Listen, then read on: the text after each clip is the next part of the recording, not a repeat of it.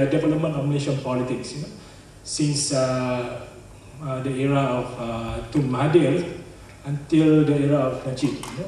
So whether the process of, there are three different prime ministers, whether the current administration we consider is the same compared to the others, or probably different in terms of the approach in politics and also governance, etc. But my presentation is not, in here I will focus only on two prime ministers. I will also discuss a little bit about the period of Tun Mahathir, because I think, like it or not, what happened now, even though many reluctant to admit, actually the political crisis or political difficulties faced by the government actually is a result from the era of Tun Mahathir, Reformation era, Reformasi period, in 1999. So it continues until today.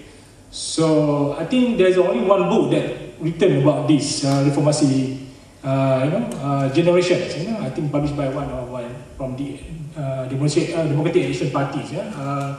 This is one of their, I think, their youth leader.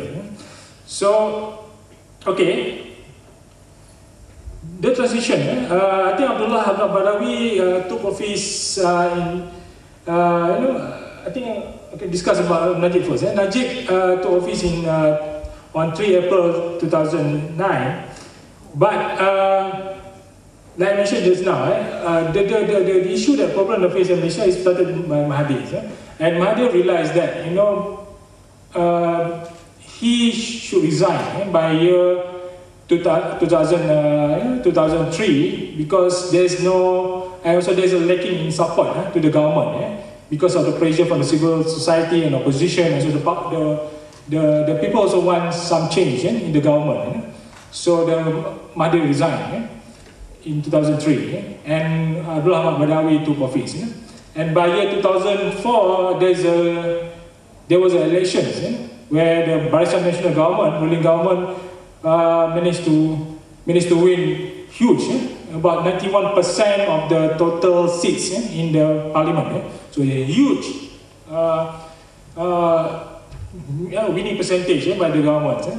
But when it comes to the 2008 general elections, we can see that, from the biggest, majority won by government, ruling Barisan Nasional, into the worst in history. So how it's happened, So this actually, my paper is trying to trace on that situation, why this happened, and so what's the problem, and now what the problem faced by Najib to overcome this problem. So it started with Abdullah Hamid Badawi, Najib took office on 3rd April 2009. But like my paper said, whether it's wine in new bottles, or new wine on the new bottles, or old wine in the old bottles, Najib somehow needs to reform the government. So far he has done that. But actually, if you want to trace the reform done by government, actually you can trace back to the era of Abdullah Hamid Badawi. Okay, during Abdullah Hamid Badawi, he realized that people want change. So he actually responded to that people's demands. He wants change. So I think during his period as a prime minister, he employed a policy, what he calls the openness policy, where people can criticize or give response, even to argue with the government regarding anything, regarding policies, matters, and so on. So, and also there's even though the new media, even though sad to say, the mainstream media still controlled by the government, but there's a space for the opposition to express their views during this period. But the problems faced by Abdullah is because that policy actually is not really well received by members of UMNO. His hardliners from the party that he represents. So that's why it becomes conflict within UMNO. And And also the others, others, his decisions, such as, even though it's not really his decision, it's led by the court that released Anwar Ibrahim in 2004. But it's somehow, people argue that because he's, that he actually allows something like this to happen. If not, probably Anwar still in prison until today. And because Anwar being released, so Anwar seems to be create chaos to the, to the government and so UMNO themselves. Because Anwar managed to bring up together all the opposition party to challenge the letter, to challenge the Barisan Nasional, especially during the 2008 general election. So Anwar becomes a figure that can unite the opposition. No other person that can unite. So that is a mistake argued by UMNO, done by Abdullah Badawi. So, okay, during the Abdullah period, I think there's many hopes that he transformed the political system. Personally, I think that he really wants to transform, but the problem is because of too many pressures from his within UMNO party is that he unable to transform totally the system, even the policy of the government. So, and this actually has cost him a lot. In the 2008 general election, we lost in 5 states, and I think you already know, especially Malaysia. So, even though they managed to, cash back caught back the state of Perak, but still the situation is not like very conducive or very stable for Barisan Nasional. Okay, and why this happened? Why Barisan Nasional lost so much during the 2008 general election? I think there's many reasons. Among them is an economic reason because of the fuel and essential goods price hike, low wages, corruption issue. I think you can argue it over and over. Too many caused even Abdullah also admitted that one of the reasons also he almost lost in the election is because of the new media as well, the internet and so on. Because previously there's no mechanism for opposition to decimate, or even to question or interact with the voters. But now there's a tools, internet, that they can engage with the people and so to attract votes and also support. And the other thing that also caused, I think, because of Article 11 issues regarding freedom of religions, apostasy issue, then also the failed policy of Islam Hadari. Islam Hadari is a bit controversial because it became a national agenda. And the issue is whether Islam, what's different between Islam Hadari with other Islam that we understand. That's one issue raised by the Malays, Muslim. But the Chinese Indian, they argue that was it Abdullah Badawi tried to assimilate the non-Malay to become the non-Malay Muslim, non-Muslim to become Muslim, something like that. The other thing is that many in Malaysia, even scholars, didn't discuss actually the Mahathir's factor. Actually, Mahathir sabotaged many of Abdullah's policies, and they also use bloggers, everything, to attack Abdullah Badawi during this period, during his period as a prime minister. So then also made the UMNO split into 2 camps during that period. The others is about Bersih 1.0 and Hindraf, these are things regarding marginalization of the Indian community, so on. Bersih is about election, free and fair election, and so on. So too many issues and too many burdens faced by Abdullah Badawi that make him become a very weak leader during this period. So this, I think, I just some of the policy agenda, but it's too late for me, I think.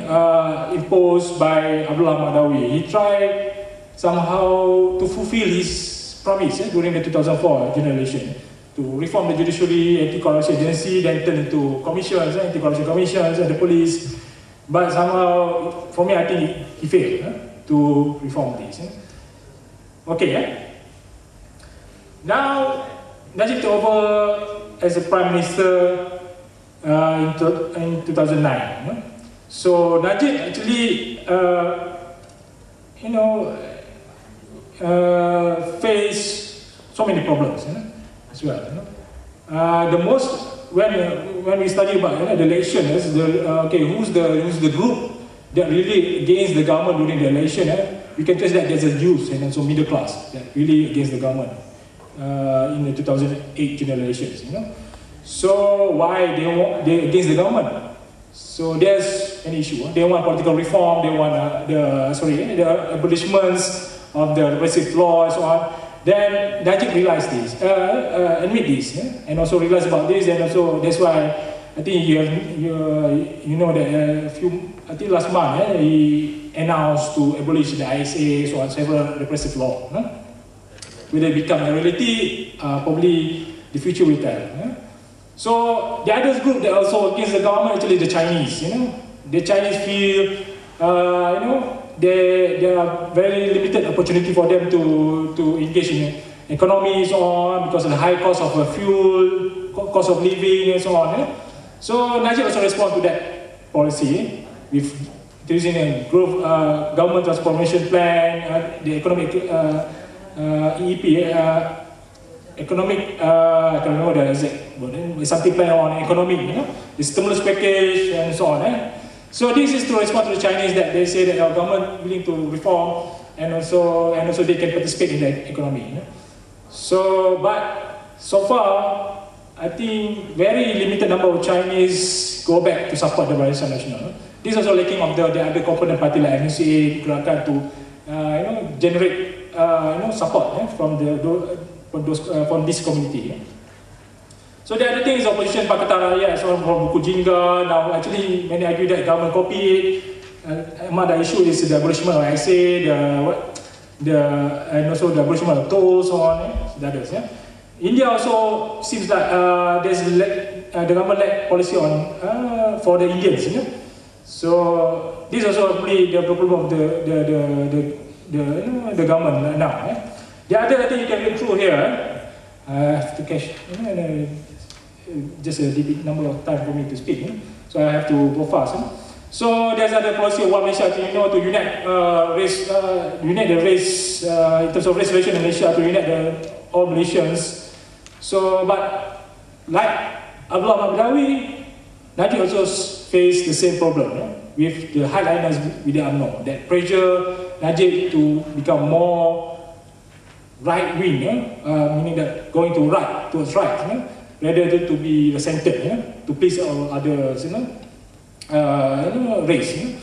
So besides the issue of Bersih, I think the Bersih and government respond to it to establish a special parliamentary committees. So you can see here, I think there's a few other Garis Sabah, Sarawak, the Bikering, also with the UMNO, and so issue Islam personality. This actually burdens the government.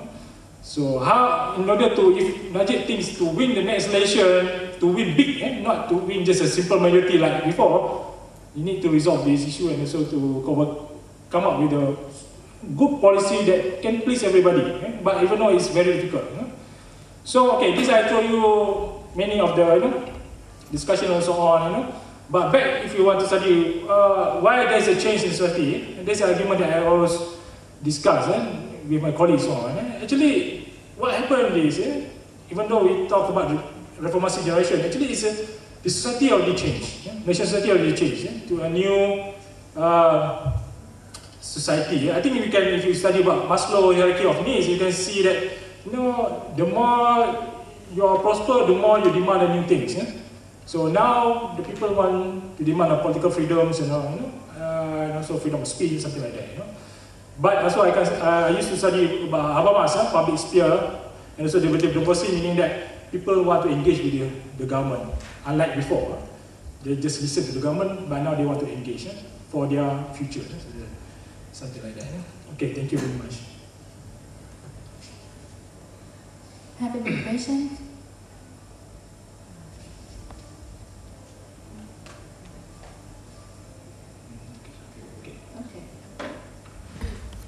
Okay, thank you very much. I just came, so I'm not very sure whether this question you have covered or not. Recently, Prime Minister Najib has announced that the Malay ethnic has to be more independent meritocracy is part of the agenda of Najib reform. But only recently, after a few days of announcing that we need meritocracy when dealing with Malay's privilege, and he went back that I'm not talking about to scrap the 30% of the Malay equity. What do you think about Najib as a Prime Minister in this case? Thank you very much. Issue regarding the equity, 30% of Bumiputera equities. There's also, you can see that the opposition, criticized Najib for that comment because of the, they say that he flip-flopped in the policy. Once he said this, to abolish, they suddenly say that okay, you want to maintain it. But personally, I look to his agenda. He realized that society already changed, like I mentioned just now. So I don't know whether we can sustain 30% equity of Bumiputera for the future. Probably we can sustain it, because the issue now is not issue of the Malay, lacking behind in economy and everything. Of course, any groups that need support from the government, the government need to assist. The problem is the issue of leakages. That's the issue with the new economic policy, discussed by many scholars. That government need to overcome. I think Najib also, I don't know why, it seems like he flip-flopped, but we also have to realize that there's no huge pressure within UMNO, to ensure that the Malay must be protected, because especially in rural area where their power base come from, if there's no more support from their base, normally for the rural area, they still depends on the government to give them loans and subsidies and so on. So if the abolishment of 30%, I'm not sure whether, but for the long run, I think for the future, probably depends on the people, the people who needed the support of the government, no matter whether they are Malay, Chinese, the government must support. But regarding the policy, I think, I don't know, probably Najib can answer that question, why it's changed one way to another, no comments, But for my belief is because of there's still Malay in the rural area that demand on the support of the government, and the government cannot simply abolish the policy right now. Probably in the future can tell, about this, Yeah. Know what is the contribution of your research to the body of knowledge? What is your contribution of the research that you have done? What is the contribution to the body of knowledge? Body of knowledge. Okay. My research is to actually try to see the debates, the arguments about. Actually, my research is about the two theories that I mentioned, even though I mentioned in the last. One is about the Maslow theory. I think Maslow theory is normally a general theory that discusses about social change and economic change and political change. But the other one is the Habermas theory that discusses about the public sphere, meaning that the people now already transform, that they want to change. They demand the government for the change. So, okay, what I show here just now is the period of changing from the Abdullah period into the Najib period, and what's the problem that they face in those changes. So the problem actually is not even part. Some of the argument is because of them, their policy and so on. But having said that, we also need to understand that people already change.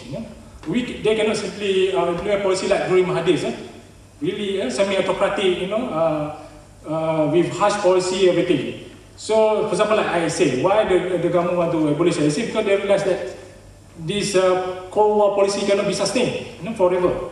So they want to change. Why they want to change this? Because people already changed. So I just want to show that there's a changes that the government need to do. in order to, for example, if they want to accommodate or to get the support from the people, they have to change to a certain way to govern the society. Okay, thank you very much for your interesting topic. Okay, thank you. Yeah, I would like to invite the presenter from Surabaya, Indonesia. Yeah, his topic is communication pattern and decision making for. The name is the People's Justice Party in Malaysia.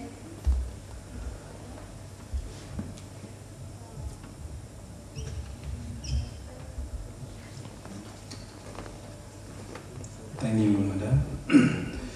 Good afternoon, ladies and gentlemen.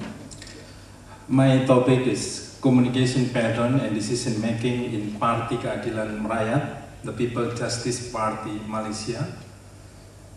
Phenomenography approach, one of approach to explore of my research.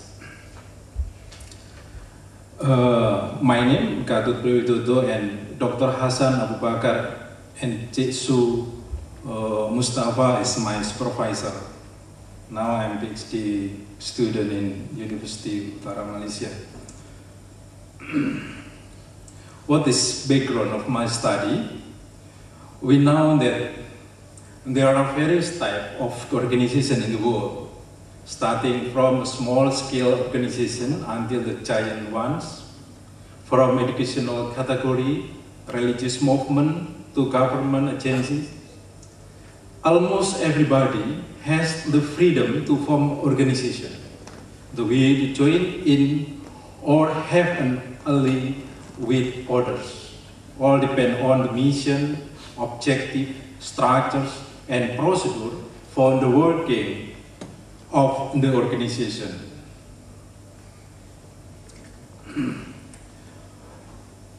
View of the paradigm of communication, the organization can be examined from multiple perspectives. The perspective include climate, motivation, the direction of information flow, information technology, leadership style, culture, empowerment, and etc. The stressing of my research, we use the direction of information flow as my perspective. One reasoning of my research, considering all that, in terms of that research on the organizations, basically one focusing on communication pattern in decision making in the political organization has not been done. The fact is strengthened by a number of research results. This is some evidence. This is proven by a result of surplus research which examined the educational organization, while Boonstone on the research on multinational corporation in Thailand, Lovka, the pattern of communication and decision making in the Turkish National Police, Danielson focused on the process of bureaucratic decision making in the municipality in Sweden. Even in subsequent studies which basically used the phenomenography method, it was known as basically examining the organization of political party in any perspective. This is a gap of my study. We now, if want to explore about the topic, we have to know what the gap of the problem. We have three gap, epistemology gap, to explore relationship between researcher and object, ontological gap, assumption of reality, axiology gap, position and researcher choices. Now, why PKR as my object of my research? We know PKR is one member of opposition party in Malaysia. I think that is interesting organization for research. according to the scholar, if we want to explore organization, we have to know what the size, what the structure, what function. I think as modern organization, PKR is fulfill of the three criteria. Third, PKR live in the multi-political party system. We now in Malaysia conducted by multi-political party system. And the locus of my study in Kedah State. I think Kedah State is unique because we know that even though Kedah is Dr. Mahathir Mohamad born in here, but now after general election 2008, Kedah is conducted by opposition party, PAS, and PKR is member of the Pakatan Rakyat. Why not government party? Yes, I found so many researchers about the ruling party. For example, Shahidan Qasim, UMNO. If I say to my library, I found so many research about ruling party, government party, about UMNO. This is, I think, the alternative organization. This is the collaboration. In communication science, the combination of two areas are needed to examine object that can be specifically justified. This can be proven by political communication in dramaturgy, like Aryani, intercultural communication in anthropology, mass communication, media, advertising, and sociology, interpersonal communication and communication management, who stated that this fact is usual. Now, from the spirit of similar intellectualities, the researcher will combine organization communication as my stressing of my study and political communication when conducting studies of political parties. Organizational communication will look at communication pattern and decision making, while the political communication explains the political meaning behind its decision making by the elite. This is my problem statement. We have 4 problem statements. First, the previous study on communication pattern are restricted on the micro level. The second issue is related to decision making in political organization. Third issue is related to phenomenography approach on the concept of speed, distance and time, on the qualitative approach in educational research and succession, and Fetterman, and etc. The purpose of the study. This research is carried based on 2 categories of the study. In this current research, the general objective is to obtain an understanding on communication pattern in decision making. Other specific purposes are as follows: to obtain an understanding of communication pattern in organization, Parti Keadilan Rakyat, and to understand the decision-making process in a political organization in Malaysia. This is the research question: how is communication pattern in organization PKR, and how to apply the decision-making mechanism in PKR? This is my delimitation and limitation of my study. Delimitation covers the research instrument. That means that this study will get a lot of information because researcher can freely explore the data from information. Second line, this study does not depend on only space and place. They can determine where interview to be conducted depending on their agreement. Third and fourth, like this. And this is the definition of my study, communication pattern. We use Bayer's definition and Pace-Hall definition. We now communication pattern divided to 2 kinds, downward communication and upward communication.